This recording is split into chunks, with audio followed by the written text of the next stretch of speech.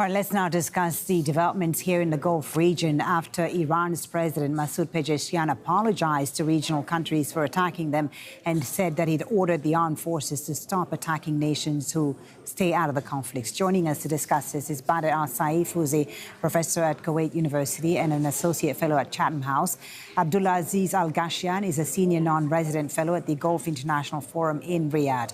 Abdullah Babood is in Muscat, Oman's capital. He's the chair of the State of Qatar for Islamic Area Studies at Waseda University.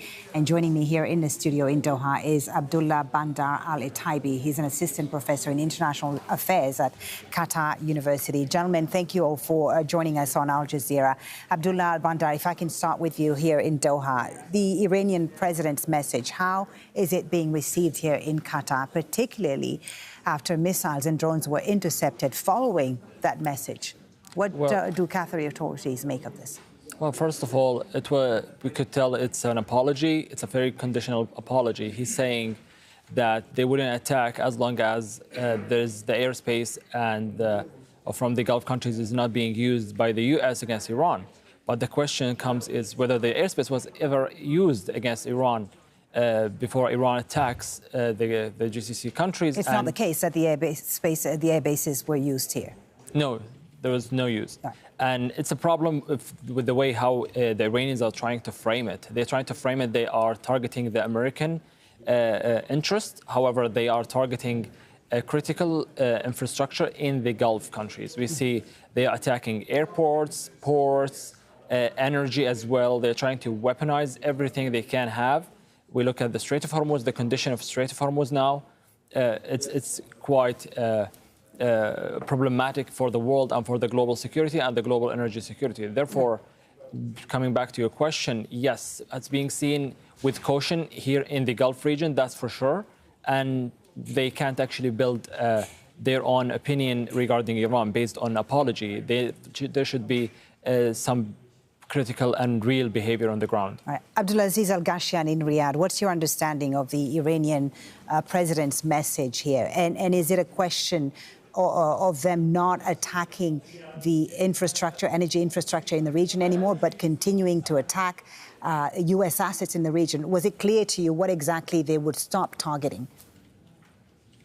No, it's not really clear what they will stop targeting. And I think it's not even clear that they will actually not stop targeting, period. I think, in my opinion, there is, I think people will take these statements and this apology with a great pinch of salt. They are very dubious about this. And I think this is one thing that maybe many in the Gulf have been used to. I think we've seen this kind of duality of communication, that one second that we are brothers, we don't want to do this, and then all of a sudden they're alongside these apologies are kind of strapped to missiles and drones. So what I would want to say here is I would like to perhaps say a few words and try to contextualize this right now. There have been, in my opinion, very interesting signals coming out. I mean, it was either yesterday or the day before yesterday that the Iranian ambassador in Saudi stated that he appreciates that Saudi Arabia did not allow the United States to use its airspace in this issue. Yet they were still having attacks. The attacks from Iran still continued. And in addition to, I think, Mr. Etaibi, the fact that we were always communicating the fact that none of these bases were ever used. And so here, in my opinion, I think this is some sort of extending, trying to keep the door open, trying to keep their hands extended and trying to keep the door open for some sort of diplomacy to take place. There is another aspect here that I think the GCC statements and even some of... Just Abdullah Ghashian, we'll get into all of those aspects because there's indeed a lot to talk about. I just want to get Banndar Saif's initial reaction first to the Iranian president's comments that the attacks would stop. And do you believe that what he says carries weight? Because we did see in the aftermath of that announcement, the missiles still being intercepted in many parts of the region.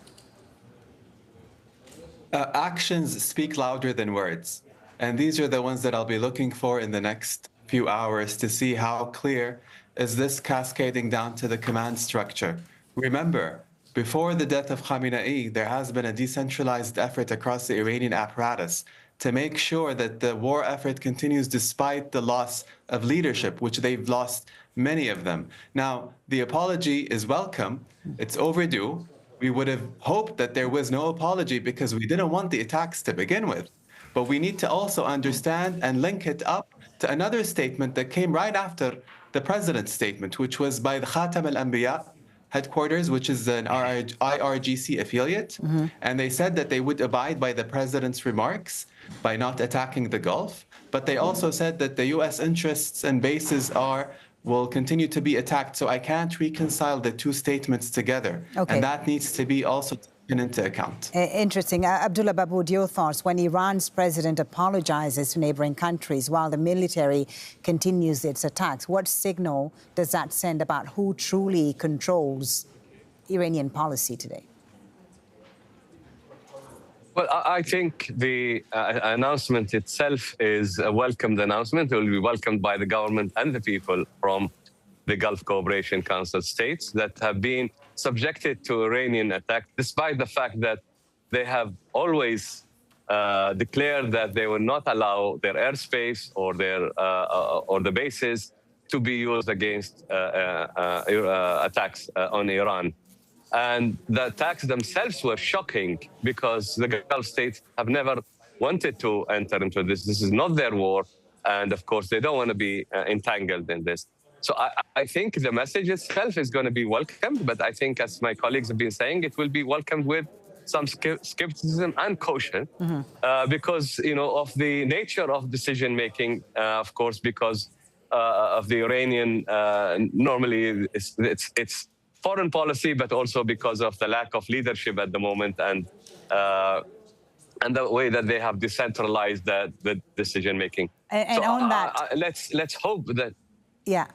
On that nature of Iranian decision making, as you say, Abdullah, Babood, I want to show you now a statement that's been released by the Iranian military about this. The highest command of the Iranian armed forces has put out a statement after the address from President Pezeshkian saying that the attacks on regional countries will be halted. Well, in this statement, they say that following the statements of the respected president, the armed forces once again declare that they respect the interests and national sovereignty of neighboring countries and up to now have not committed any aggression against them. However, if previous offensive actions continue, all military bases and interests of criminal America and the fake Zionist regime on land, sea and space in the region will be considered primary targets and will come under crushing and severe strikes by the powerful armed forces of the Islamic Republic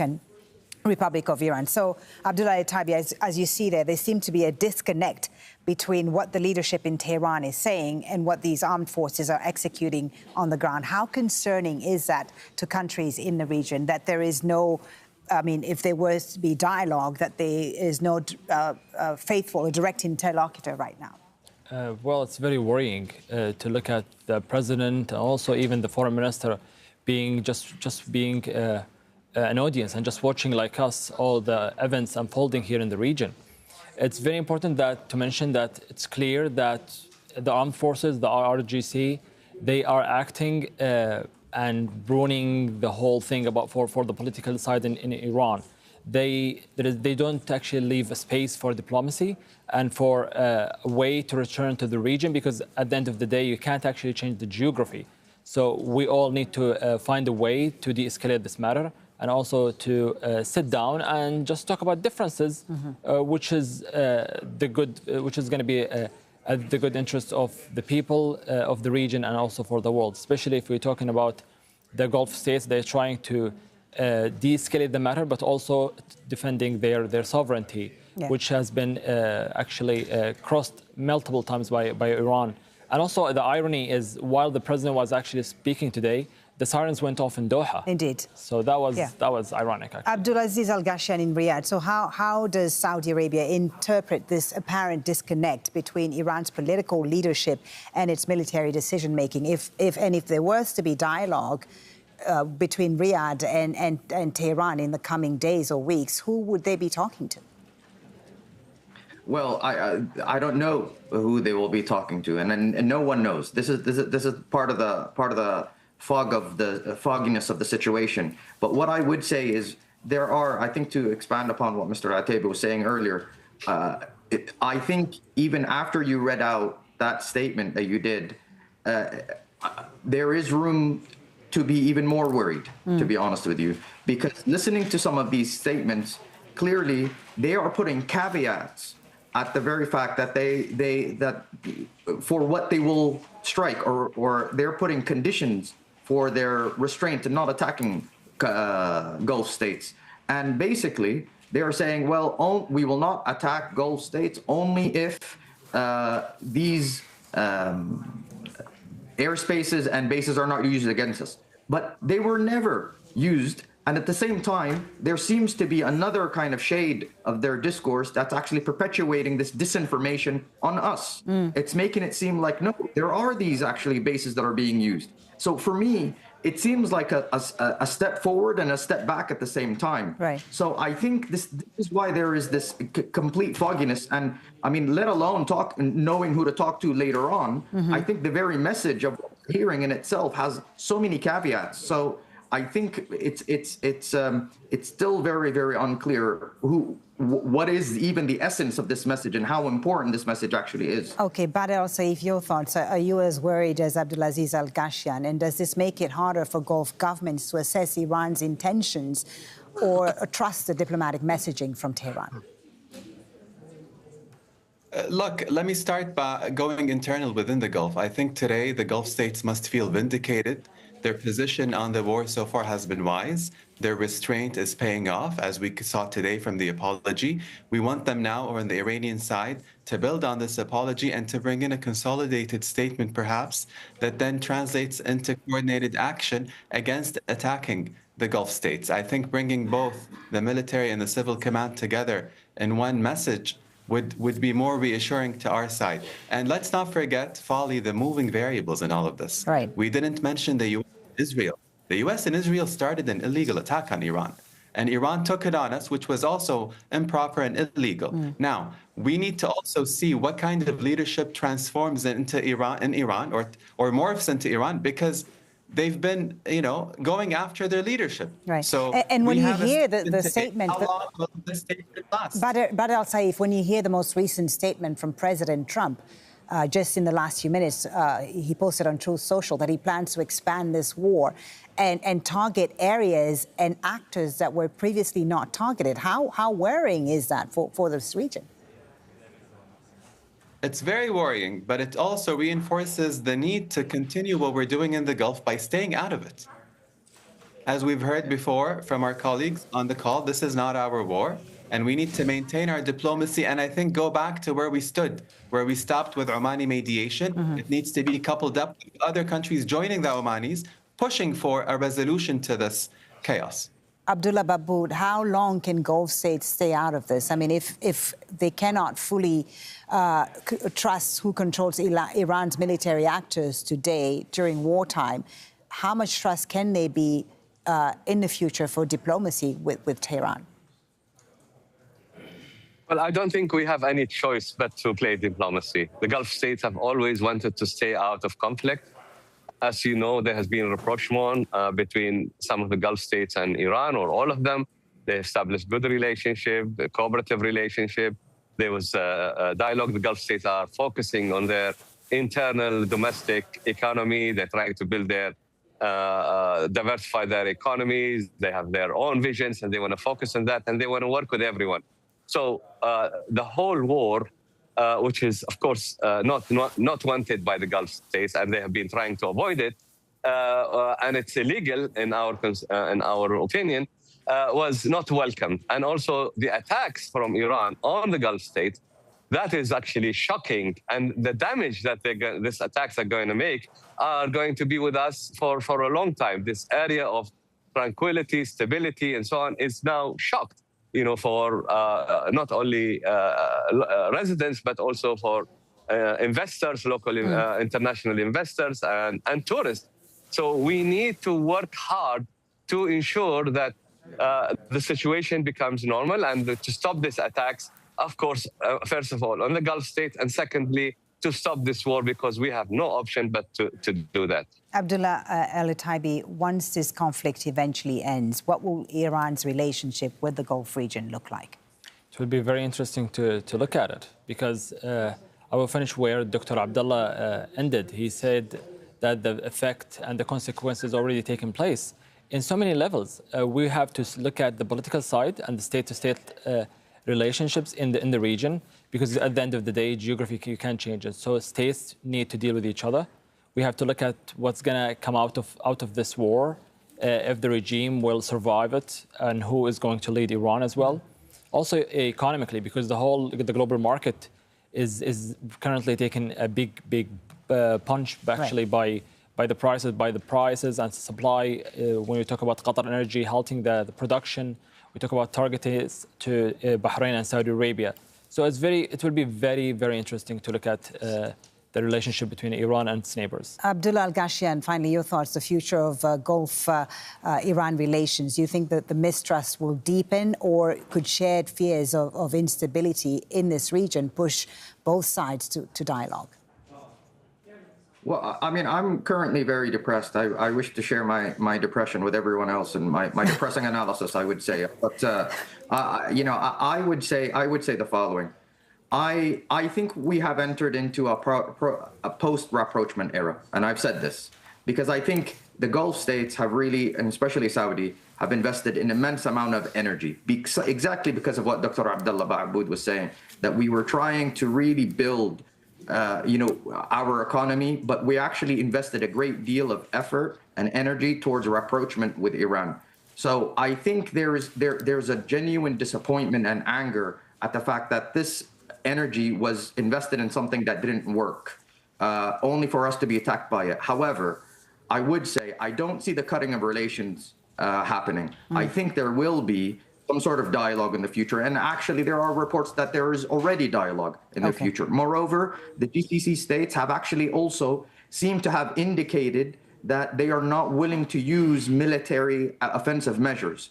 So there is this restraint. And as Dr. Badr Saif was saying, that restraint is actually in our favor. It's just we need to nurture it. And I think the post-era really has to show from Iran. The ball is in the Iranians' court to show that, listen, your restraint is something we appreciate, but I think if we treat these statements very dubiously now, the diplomacy will be very dubious in the future as well. But I think it will continue somehow. All right, Badr Saif, do you share that optimism that diplomacy between Iran and the Gulf countries will continue in the future?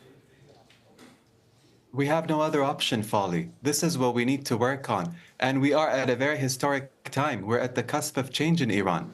Iran is now under a new leadership. They're reassessing their options. They've seen that their 4-decade-plus project in the region when it comes to their foreign policy choices is unraveling, and that there needs to be a reckoning that serves their people first and hopefully serves the region as well. The Gulf states extend their arms for that vision. I think we need to work on something that's connected to one another, and we need to invest in each other's abilities. Only then will we be able to weather the storm. This is our region. There is no escape from working together. We shouldn't let outside actors dictate the agenda of the Middle East. All right. Professor Abdullah Babood, in Oman, your thoughts finally. Are you optimistic as well that relations with Iran could get back on track in the future? Well, as I said, and my colleagues have said, the Gulf states have invested a lot of energy and efforts to reconcile and to make rapprochement with Iran. Iran is an important regional country. This is our region. We can only have stability and security if we cooperate together. The Gulf states have also tried very hard to avoid this war. And unfortunately, despite the diplomacy, the war happened. And the Gulf states became victims to this war. So I think in the future, we have to work with Iran. Iran is our neighbor. But at the same time, we have to take account of what has happened, because the attacks on the Gulf states are not going to be just brushed over. And I think we also have to work on, the United States to see that there is an end to this through negotiations, because war is not going to have an effect, and it doesn't help anybody. It only brings, as we have seen, more instability and more chaos in a region that is one of the most important regions in terms of energy production, but economic development and also connectivity. We need to make this region safe, and the United States have to help us in doing so and to stop these attacks as well, because that will also help the region to, or the conflict to subside and the region to get into the normal life and to have more cooperation between us. Gentlemen, thank you so much for sharing your views with us. Thank you for your insight, Abdullah, Babood, Banndar, Saif, Aziz Al Ghashian, and Abdullah Banndar Al Etaibi. Thank you so much for joining us on Al Jazeera.